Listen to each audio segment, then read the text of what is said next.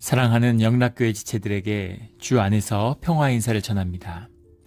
오늘은 2022년 3월 2일 수요일입니다. 오늘의 묵상 본문은 출애굽기 28장 15절로 43절까지의 말씀입니다. 오늘 본문 말씀은 어제 제사장의 옷을 만드는 우리 28장 본문과 계속 이어지고 있습니다. 15절 말씀에 너는 판결 흉패를 에봇 짜는 방법으로 금실과 청색, 자색, 홍색 실과 가늘게꼰 배실로 정교하게 짜서 만들되 에봇을 입고 그 위에 이제 판결 흉패라고 부르는 초센 미시파트 이런 말인데, 초센이라는 게 이제 브레스트 피스고 미시파트라고 하는 것이 이제 저지먼트 판결이죠. 그래서 왜 이것을 판결 흉패라고 불렀을까? 일종의 이제 주머니 같은 것을 만들어서, 우리 여러 번 말씀드렸지만 이 본문을 읽고서는 상상이 잘 되기 어렵죠. 요즘에는 성경 중에는 이 그림이 잘 묘사되어 있는 것도 있고, 또 그런 그림이 없는 성경을 보시는 분들은 구글에 찾아보면 인터넷 같은데 아주 잘 그림이 그려져 있습니다. 그걸 읽어보면 이렇게 네모난 모양으로 된 정방향의 에봇도 이제 일종의 앞치마 같은 건데 그 앞에 조끼처럼 이제 걸쳐 있는 그런 옷입니다. 이걸 왜 판결 흉패라고 했을까? 뒤에 나오지만 그 30절에 나오는 우밈과 둠밈을 이 판결 흉패 안에 넣어서 하나님의 뜻을 구하는 이제 그런 것으로 쓰기 때문인 것이죠. 이것을 보면 이제 이 흉패 안에 그 17절부터 21절까지 나오는 쭉 이제 보석의 이름들이 나오는데, 가로 3줄, 세로 4줄 이렇게 해서 12개의 이제 보석이 담겨 있는 것, 보석을 이렇게 붙여 있는 것이죠. 12개의 보석에 박혀 있는 판결 흉패를 가슴에 차는 것입니다. 입는 것이 정확히 얘기하면. 그런데 21절에 보면 이 보석들은 이스라엘 아들들의 이름대로 12이라.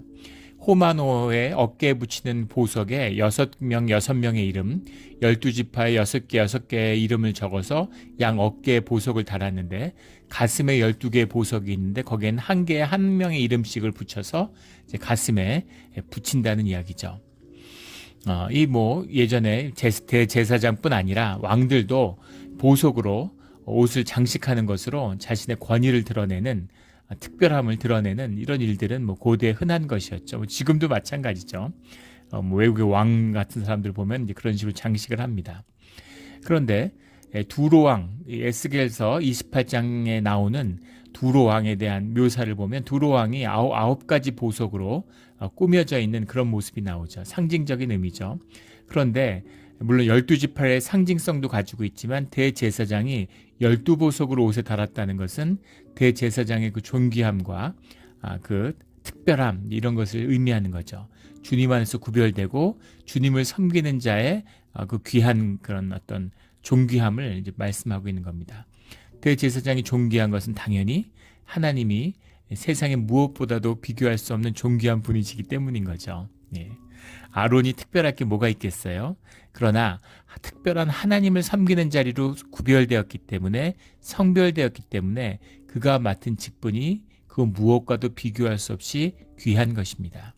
이것이 우리가 교회에서 왕 같은 제사장으로 부름받은 우리 성도의 존귀함이죠. 이 존귀함을 놓치지 않는 우리 모두가 되기를 주의 이름으로 축원합니다. 22절부터 25절까지는 순금을 끈으로 해서 그 흉패가 어떻게 에봇과 연결되어 있는가라는 것이 나오죠. 금이라고 하는 것은 이제 존귀함과 불변의 상징이다. 근데 재밌는 것은 21절부터 25절까지는 위에 2개의 금고리가 달려 있고 밑에 금에 2개의 고리가 달려 있는데, 위에 고리는 겉으로 드러나서 연결되어 있는 것 같고 밑에 있는 고리는 그 판의 뒤쪽에 달려서 앞에선 보이지 않도록 끈이 연결되어 있다라는 걸 보게 됩니다. 그것이 절대 흔들릴 수 없는 굉장히 견고하게 고정된 것이다라는 것을 볼 수 있죠. 그리고 28절에 보면 청색끈으로 꿰어 이렇게 돼 있고, 또 31절에 보면 에봇 받침 겉옷을 전부 청색으로 하되, 우리 청색이라는 것은 자비와 사랑의 상징이라고 그랬죠. 표상이라고 했습니다. 그래서 청색으로 묶는다는 것은 근본적으로 우리 주님 앞에 서는 대제사장의 직분이 하나님의 사랑과 은혜와 자비하심으로 가능한 것이다 라는 것을 말씀하고 있는 것이죠. 모든 걸 갖춰도 아무리 세상에 없는 준비를 하고 그런 마음가짐으로 나와도 그 준비가 온전하겠습니까? 주님 앞에 서면 죽는 거예요. 그러나 주님이 앞에 세우기 위해서 준비를 시키시는 거죠. 근본적으로는 주님의 사랑과 은혜다라는 것을 잊지 말아야 합니다. 주님이 우리와 함께 하실 수 있는 것, 우리가 주님과 함께 하고 싶어서 최선을 다하고 예배의 정성을 다하죠. 그러나 어떤 정성을 다하고 어떤 준비를 해도 그것으로 주님 앞에 설 수 있는 자격이 없다는 것입니다. 그 자격은 십자가의 보혈의 은혜가 있기 때문이죠. 예수 그리스도의 은혜가 있기 때문에 가능한 것입니다. 그 의미가 여기 담겨있는 청색의 의미죠. 29절에 이스라엘 아들들의 이름을 기록한 판결 흉패를 가슴에 붙여 여호와 앞에 영원히 기념을 삼을 것이라. 기념을 삼을 것이다 하는 게 자카르라는 말, 기억해라. 어디에 기억하냐면 가슴에 기억한다는 거죠. 가슴이라는 걸 가슴에 붙여 이렇게 해서 마치 이제 신체 부위를 의미하는 것인데, 이 말이 이제 리보브라는 말이에요. 리보브라는 말이 이제 레바브라는 말에서 왔죠. 이게 heart, 우리의 마음, 이걸 의미하는 것입니다. 어떤 신체 부위로 쓰이는 말이 아니에요. 판결 흉패를 물론 가슴에 달죠. 그런데 그 흉패를 마음에 붙여야 된다, 마음에 새겨야 된다. 여호와 앞에 영원히 기억해야 된다라는 의미입니다. 주님이 기억하시겠다는 이야기죠. 그리고 그것을 결코 잊지 말라는 겁니다. 기가 막힌 말씀이죠. 제가 아들 셋이 있는데 아들 셋의 이름을 가슴에 새겨라. 주님께서 그 이름을 영원히 기억하신다. 아마 가슴이 뛰어서 심장이 아마 터져버리지 않을까요? 주님이 그런 마음으로 우리를 받아주신다는 겁니다. 우리의 이름을 머리숱까지 세시는 주님이 우리의 이름을 영원히 기억하신다는 거죠. 이것이 주님의 성별된 교회의 성도된 우리의 모습이에요. 이 존귀함을 무엇과 비교할 수 있겠습니까? 세상에 무엇과 바꿀 수 있겠습니까? 이것이 왕같은 제사장의 비밀이죠. 판결 흉패를 가슴에 붙여 여호와 앞에 영원히 기념을 삼을 것이다 라는 이 말씀의 깊은 뜻입니다. 이 은혜를, 이 사랑을 결코 놓치지 않는 우리 모두가 되기를 주의 이름으로 축원합니다. 30절에 너는 우림과 둠밈을 판결 흉패 안에 넣어. 우림과 둠밈을 넣었는데 우림과 둠밈을 넣는 것이 판결 흉패, 판결이라고 하는 그 말 미슈파트 안에 들어있는 것처럼 이 우림과 둠밈으로 이제 그 어떤 선택을 하는 겁니다. 신탁을 하는 것이죠. 우림과 둠밈이 뭐냐에 대한 논란이 많아요. 우림과 둠밈이 뭔지에 대해서는 정확히 모릅니다. 이렇다 저렇다 얘기가 많은데 어떠한 정확한 근거는 없어요. 근데 추측컨대 돌의 성분으로 이루어지지 않았을까, 뭐 이렇게 얘기하는 사람들도 있고, 주사위 형태로 이루어졌을 것이다, 뭐 이렇게 얘기하는 사람도 있습니다. 우림과 둠밈으로 정확히 어떻게 주님의 뜻을 구했는지 모르겠지만 우림과 둠밈을 꺼내는 것으로 주님의 뜻을 구했다고 하는 것은 분명하죠. 일종의 제비 뽑기의 형식의 내용이 우림과 둠밈이었을 것이다, 이렇게 볼 수 있습니다. 우림이라고 하는 게 뭐 하우림이라는 말인데, 우림이라는 말이 바로 그 우림이죠. 근데 그 우림이라는 말은 우르라고 하는 말의 이제 복수형이에요. 우르라고 하는 말이 이제 플레임, 불꽃, 또 뭐 빛, 이런 것의 뜻입니다. 그래서 이 뜻이 정확히 무엇이라고 정의하기 어렵기 때문에 그냥 이제 우림이라고 쓰는 것이죠. 그 히브리어 그대로 쓰는 거예요. 불꽃들, 빛들, 뭐 이런 겁니다. 근데 우리가 기억할 것은 떨기나무에 타는 불 속에서 모세가 주님을 만났죠. 그래서 이 불꽃, 소멸하는 불, 타는 불, 우림이라는 것이 주님의 상징이고 표상이다라는 것을 우리가 볼 수 있죠. 복수라는 건 늘 완전함, 풍성함을 상징하는 것인데, 그래서 프레임들, 불꽃들이 우림의 상징이라는 겁니다. 실제 형태가 무엇이었든 간에 그것이 담는 내용은 주님의 현존, 주님의 임재를 상징하는 것이다 라는 걸 알 수 있죠. 둠밈도 같은 의미인데, 하투밈이라는 말인데, 투밈이라는 게 톰의 복수예요. 톰이라고 하는 것은 이제 온전함, 영어로 하면 이제 completeness, integrity 이런 겁니다. 온전함의 온전함, 온전함들의 온전함, 이런 뜻이에요. 온전함도 주님의 표상이죠. 완전함, 온전함, 완전하게 이루어져 있는, 온전함이 깨진 것이 우리 인간의 특징이잖아요. 주님은 온전함의 상징이죠. 그래서 앞에 나오는 우림처럼 투밈, 두밈이라는 것도 이런 주님의 표상이다. 우밈, 둠밈, 전부 다 주님의 임재가 함께하고 있다라는 그 상징을 담고 있다라는 것을 알 수 있는 것이죠. 이걸 만들어서 주님이 담기는 것이 아니라 주님이 그것을 주님의 뜻을 표현하는 것으로 구별해 주셨다는 겁니다. 우림과 둠밈이 귀한 것이죠. 우림과 둠밈에는 다른 뜻도 들어있는데 우림이라고 하는 말이 이제 하우림이랄 때 그 우자가 알파벳 알렙이라고 하는 첫 번째 알파죠. 알파와 오메가 할 때 알파입니다. 그 알파로 시작해서 툼 할 때 그 마지막 그 알파벳인 거죠. 그래서 이것이 이제 시작과 끝, 처음과 끝, 알파와 오메가, 계시록에 계속 여러 번 언급되고 있는 시작과 끝을 이야기하는 아와 파라고 하는 이 히브리의 22글자 중에 첫 자와 끝의 자예요. 그러니까 헬라의 알파와 오메가인 거죠. 주님이 나는 처음과 끝이다 이렇게 말씀하시는 거잖아요.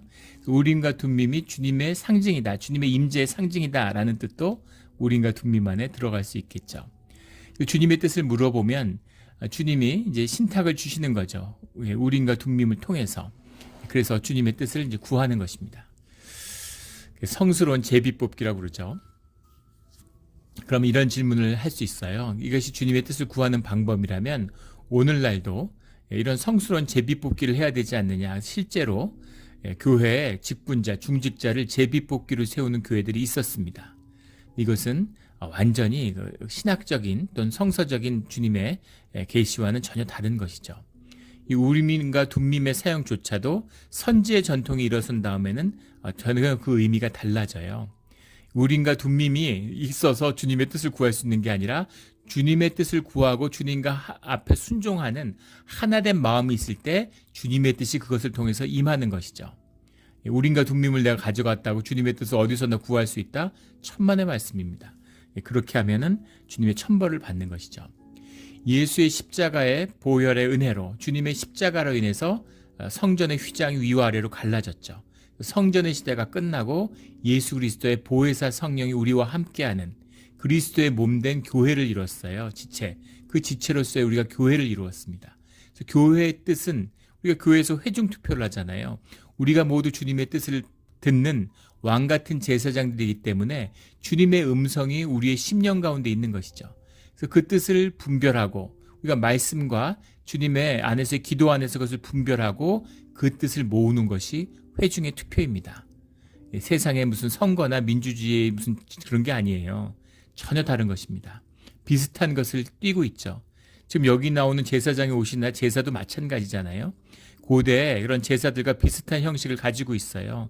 그러나 그 내용은 완전히 다른 것이죠. 왜냐하면 그것을 받고 주관하시는 분이 주님이시기 때문입니다. 그래서 교회 투표는 그런 것이에요. 교회 투표 뭐 다 우리 임직선거 할 때 보셨겠지만 후보를 미리 공고하지 않습니다. 미리 공고하지 않는 이유는 선거운동 같은 걸 해서는 안 되기 때문이죠. 내 뜻을 구해서는 안 되기 때문입니다. 주님의 뜻을 구하고 주님의 뜻을 모으는 거예요. 우리가 성령을 믿고 두세 사람이 주님의 이름으로 모인 곳에 주님이 함께 하신다고 하는 약속을 믿기 때문이죠. 그게 오늘날에 맞는 방법입니다. 오늘날 무슨 성스러운 무슨 제비뽑기 하자 말도 안 되는 소리죠. 우리 몬트레 영락교회도 예전에 그런 적이 있었다고 하는데 그런 짓을 해서는 안 됩니다. 그건 교회의 방법이 아니에요. 우리 주님의 교회에서 이루어져야 되는 그런 방법이 아닙니다. 이것은 성전에서 있었던 그런 일이죠. 죄의 문제를 해결하지 못했던 희생의 제사를 드려야 했던 그렇게 주님이 만나주시던 때의 모습입니다. 여기서 우리가 봐야 될 것은 주님의 뜻을 주님이 나타내기를 원하시고 우리가 순전하게 주님의 뜻을 받을 준비, 순종할 준비가 되어 있고 주님 안에서 한 마음으로 공동체가 되어 있다면 주님이 늘 주님이 인도하시는 주님의 길을 우리에게 보여주신다는 거죠. 그것이 중요한 거예요. 그것을 잊지 않고 주님께 늘 순종하는 우리 모두가 되기를 주의 이름으로 축원합니다. 우리 32절에 31절에 이제 에봇의 겉옷에 대한 얘기가 나오고 청색으로 만든다. 자비와 사랑의 이야기를 나눴습니다. 32절에 두 어깨 사이에 머리 들어갈 구멍을 내고 이것이 이제 옷이 겉옷이 원피스로 돼 있다는 것을 보여주는 거예요. 옷을 입을 때 머리로 넣어서 쭉 다 입고 벗을 때는 다 걷어 올려서 머리로 벗고 이런 옷이다라는 것, 통으로 된 옷이다라는 걸 보게 됩니다. 그 주위에 갑옷 깃같이 깃을 짜서 찢어지지 않게 하고, 이게 무슨 말인가 싶은데 여성분들은 예전에 성경 공부 같은 거 해보면 여자분들은 금방 이해하시더라고요. 깃이라고 하는 게 레피브라고 하는 말인데 그 천의 끝에가 헤어지거나 풀어지지 않도록 그것을 접어서 또는 덧대서 그것을 이제 바느질을 해가지고 예전에 한 여자 집사님이 우리 예전에 여자분들은 이제 가정관 이런 걸 다 이렇게 학교에서 배워서 누구나 다 이제 이해하고 할 수 있는 깃이라고 하는 거, 깃을 짠다라는 말이 이제 뭐 전문 용어로 마구리를 친다 뭐 이렇게 말을 하시던데 그 덧대 가지고 바느질을 해서 우리 커튼 같은데 끝에 보면 커튼이 닳아지지 않도록 그 천이 풀어지지 않도록 이렇게 덧대서 이렇게 둥글게 짜서 이렇게 바느질을 하는 것, 이게 이제 깃같이 깃을 짜서라는 이 말이죠. 깃을 짜라라는 말입니다.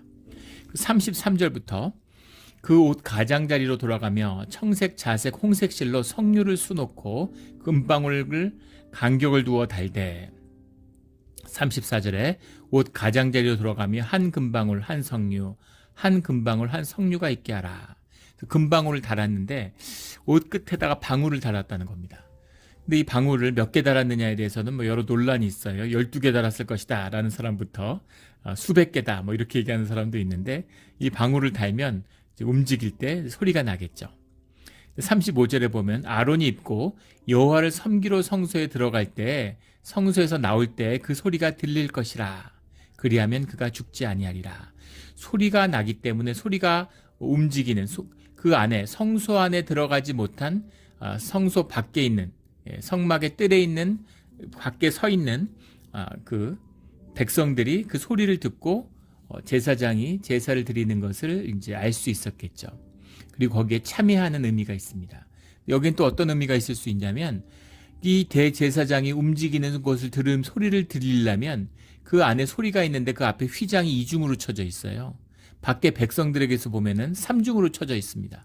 그런데 이 소리가 들린다는 것은 얼마나 조용해야 되는가, 어떠한 고요와 침묵 속에서 주님 앞에 나가야 되는가라는 걸 보여주고 있는 거죠.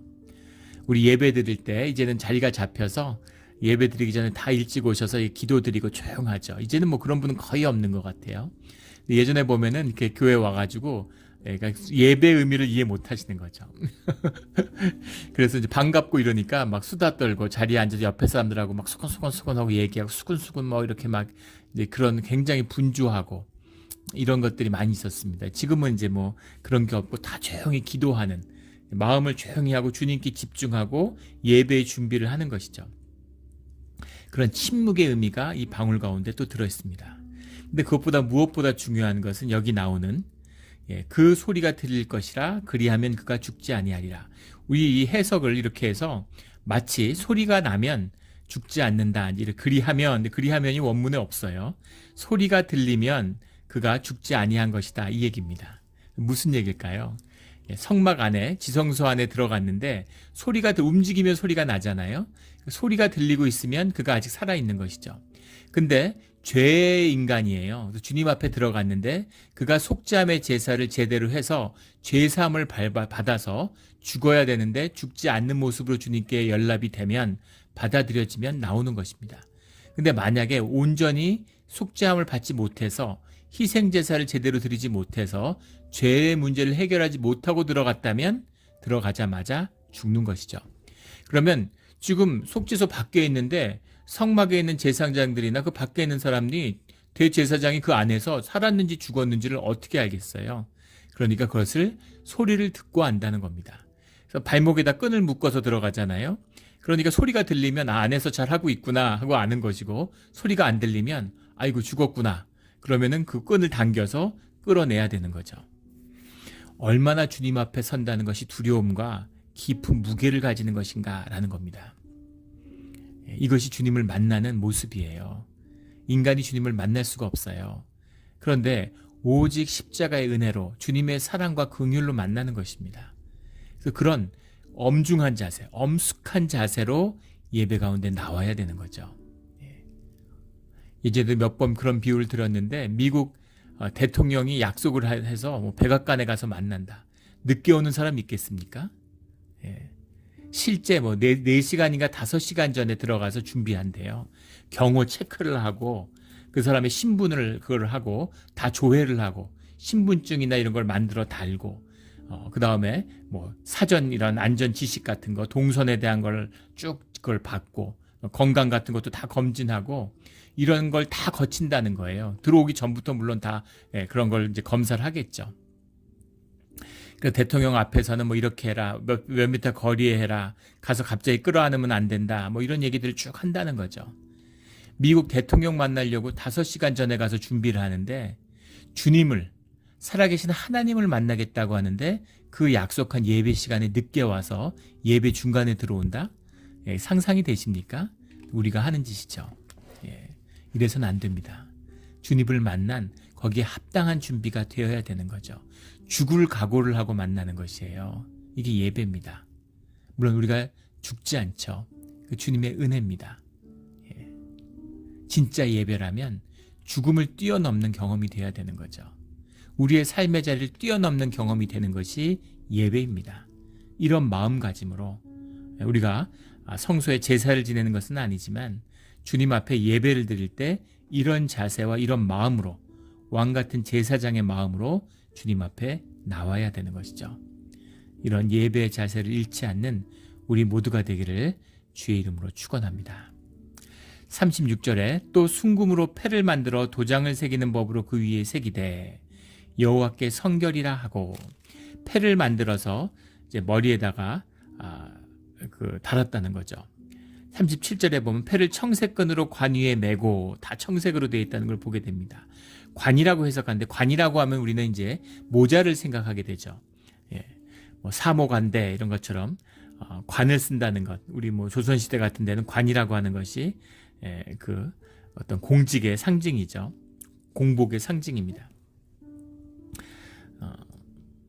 그래서 우리가 그 의관이라고 그러잖아요. 한국 사람들이 옷을 잘 입고 그 외국 사람들이 한국에 사는 사람들에게 물어보면 한국 사람들이 옷을 잘 입는 게 가장 인상 깊다. 옷을 정성을 다 입는 거죠.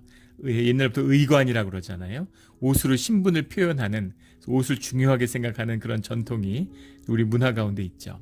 여기 나오는 관이라고 하는 것은 미츠네페트라는 말인데, 미츠네페트라는 말이 차나프라는 말에서 왔어요.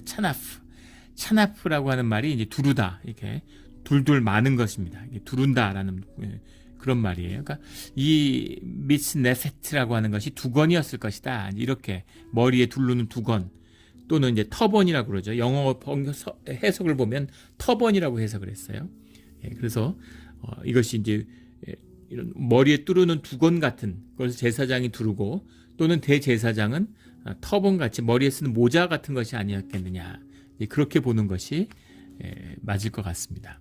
근데 그 위에다가 패를 만들어서, 패라고 하는 말이 이제 의미심장한데 치츠라는 말이에요. 치츠라는 말인데 추츠, 굉장히 발음이 어려워. 히브리 말 중에 아주 발음이 어려운 단어입니다. 추츠라는 말이 추츠라는 말이 원형인데 이것은 이제 꽃을 의미하는 말입니다. 블룸이라는 말이에요.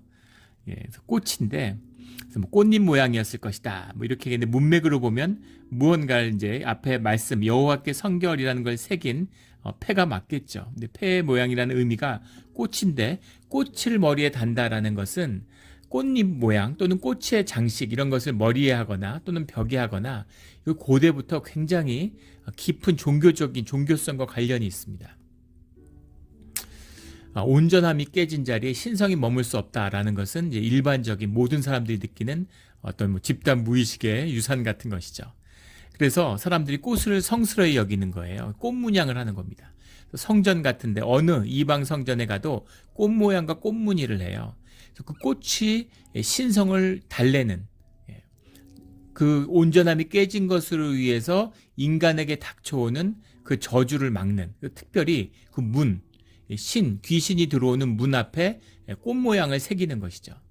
꽃을 새기거나 아니면 문 앞에다가 꽃을 둡니다.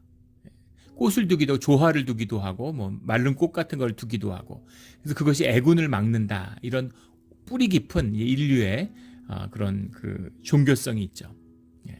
그래서 그게 이어져서 꽃장식, 지금도 이제 꽃으로 이렇게 장식하는, 뭐 이제 좀 여유가 있는 사람들은 이제 생화로 하고, 그게 없는 사람들은 말린 꽃이나 이제 조화가, 요즘엔 조화 같은 걸로 하는 거죠. 아니면 이제 그 도자기 같은 것으로 꽃 모양을 만들어 갖고 두기도 합니다. 그래서 그 꽃 모양이라는 것이 애군을 막는다. 신의 저주로부터 우리의 불완전함을 지키는 그 상징적인 의미. 그래서 원래는 성전을 장식하는 것이었죠. 근데 이것이 이제 퍼져서 가정에도 전부 꽃을 두는, 지금도 그렇잖아요. 지금도 이제 꽃을 장식하고, 이제 그런 남아 있는 것이죠. 꽃에 상당히 이제 신성의 그런 홀리한 느낌이 들어 있습니다. 그런데 이 꽃의 의미, 그 꽃에 이 패를, 지츠를 달았다라고 하는 의미가 이방 종교와 같은 것이냐? 그럼 그건 물론 아니겠죠.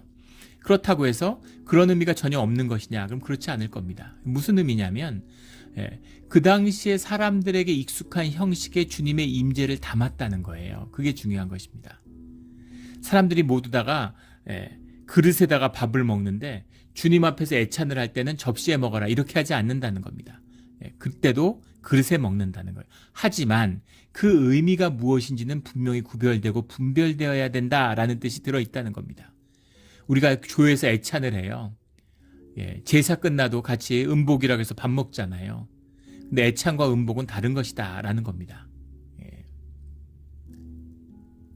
형식은 비슷해 보이지만 눈으로는 또는 그런 걸 아예 모르는 분도 그냥 뭐 막 점심 때니까 밥 한 끼 먹는 거지 전혀 그런 의미가 아니라는 것이죠. 밥을 먹는 게 눈으로 보면 똑같아 보여요. 그러나 우리가 제사를 드리고 나누는 그 애찬의 의미나 우리가 예배 뒤에 나누는 애찬의 의미는 그런 의미가 아니라 주님과 한 몸을 이루었음을, 우리가 주님과 화해해서 주님 안에서 한 가족이 되었음을 확인하는 자리죠. 축제죠. 주님이 주인이에요. 주님이 호스트입니다. 주님이 계셔야지 애찬인 거예요. 그래서 완전히 다른 의미다. 하지만 세상의 형식, 사람들에게 익숙한 그런 것에 담는다는 거죠. 왜 양을 가지러 오라고 그랬겠어요? 왜 양을 희생제물로 양이 특별해서가 아니라 다들 양치기고 양을 흔히 구할 수 있는 것이기 때문인 거죠. 그런 의미입니다. 만약에 뭐 중국 같은 데였다면 돼지를 잡았겠죠. 그냥 주님 그랬을 것이라고 봅니다. 그런 의미에서의 형식 가운데 담겨있는 구별된 특별한 내용을 알아야 된다. 그 내용의 의미가 뭐냐면 그 패에 새겨진 여호와께 성결이라고 하는 이 말씀이죠. 코데시 야훼라는 말인데, 우리 코데시라는 말 뭐 계속 나오잖아요. 거룩하다, 성결하다, 구별되었다, 이 말이죠. 주님 앞에 구별됐고 주님 안에서 구별됐다는 얘기는 주님이 구별하셨다는 얘기죠. 하나님을 향해서 구별되었습니다 라고 하는 의미가 담겨 있는 겁니다. 이것을 달고 들어옴으로 해서 이게 무슨 이 패가 특별한 것이고 패에 뭐가 신비한 게 들어가지고 이 패만 두르면 주님 앞에 나아갈 수 있는 것이 아니라, 이것이 우리의 마음에 새긴, 이 모든 형식에 새긴 주님 앞에 준비된 자리, 이 모습으로 주님 앞에 나온, 앞에 보면 얼마나 까다롭고 복잡합니까? 뭐가 이렇게 복잡하고 준비할 게 많고, 옷을 몇 겹을 입는 거예요. 속바지 입고 속옷 입고 반포 속옷 입고 겉옷 입고, 그 다음에 그 에봇 입고 흉패 입고 6겹 7겹을 걸쳐 입는데 뭐 이렇게 많이 복잡하게 입고 나가. 뭐 이렇게 입어야 될 게 많아. 근데 그 하나하나의 것을 다 지킨다는 것이 주님에 집중하고 주님의 뜻을 분별하고 섬기는 것이죠. 우리 예배의 양식도 마찬가지입니다. 주님 안에 들어가는 거잖아요. 주님 안에 깊이 그 심령 가운데 주님을 만나는 것에 내려 들어가는 그의 단계를 의미하는 거죠. 하나하나가 다 귀한 것이에요. 정성을 다해서 예배를 드리는 겁니다. 이 의미를 놓치지 않는 우리의 예배의 자리가 되기를 주의 이름으로 축원합니다. 그 중심은 여호와께 성결을, 주님 안에서 구별됐다, 주님 앞에서 구별됐다라는 거죠. 성막을 덮는데 4겹으로 덮잖아요.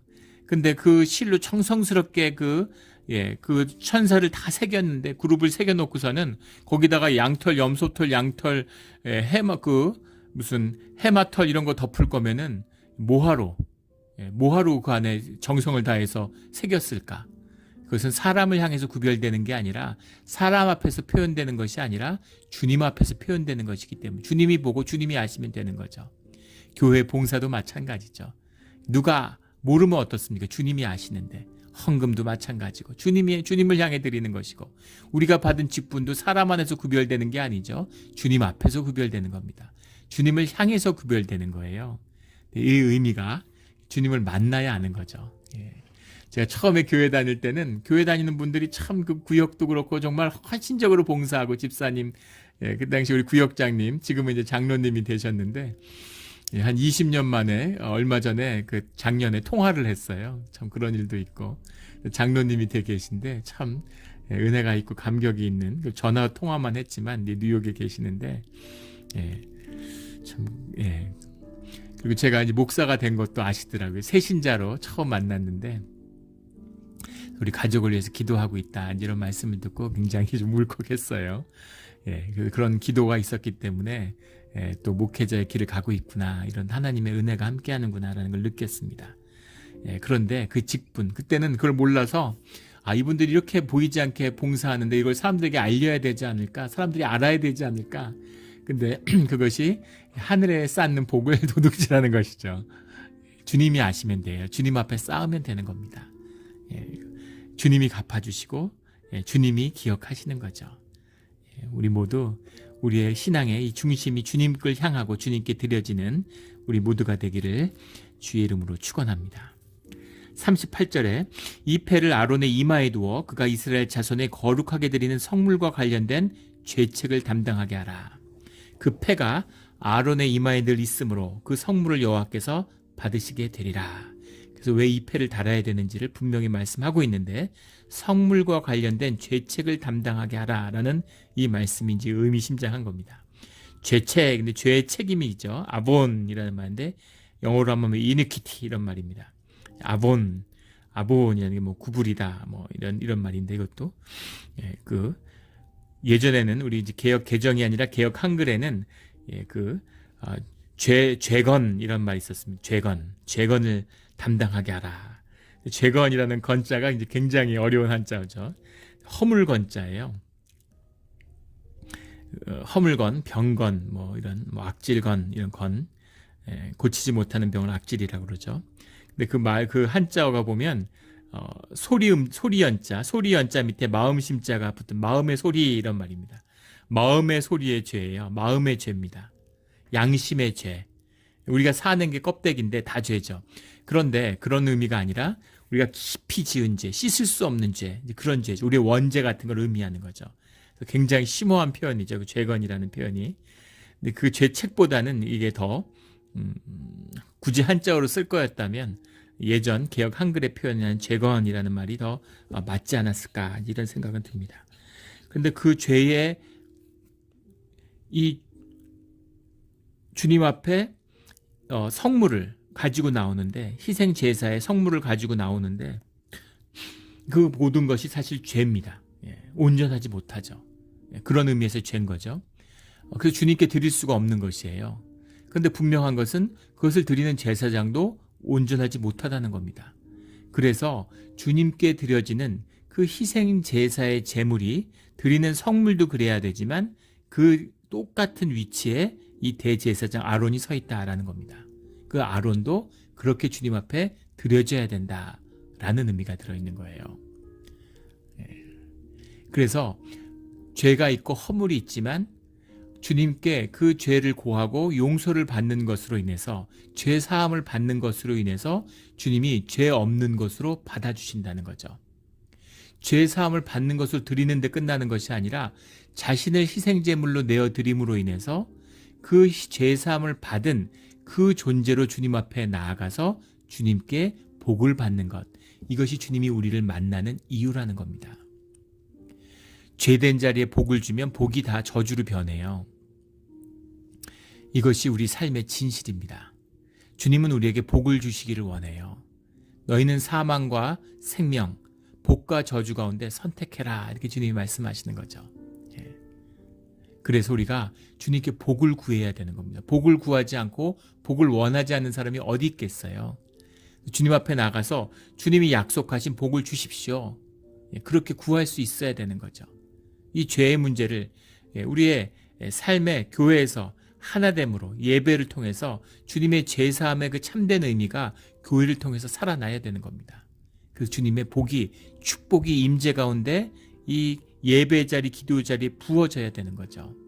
그래서 기도하는 자리, 예배의 자리에 큰 상상할 수 없는 생명의 복이 부어져야 돼요. 이 맛을 보는 교회가 돼야 되는 겁니다. 교회니까 우리 중직 훈련할 때, 재직 훈련할 때 피택 안수 집사님이 그런 말씀을 하세요.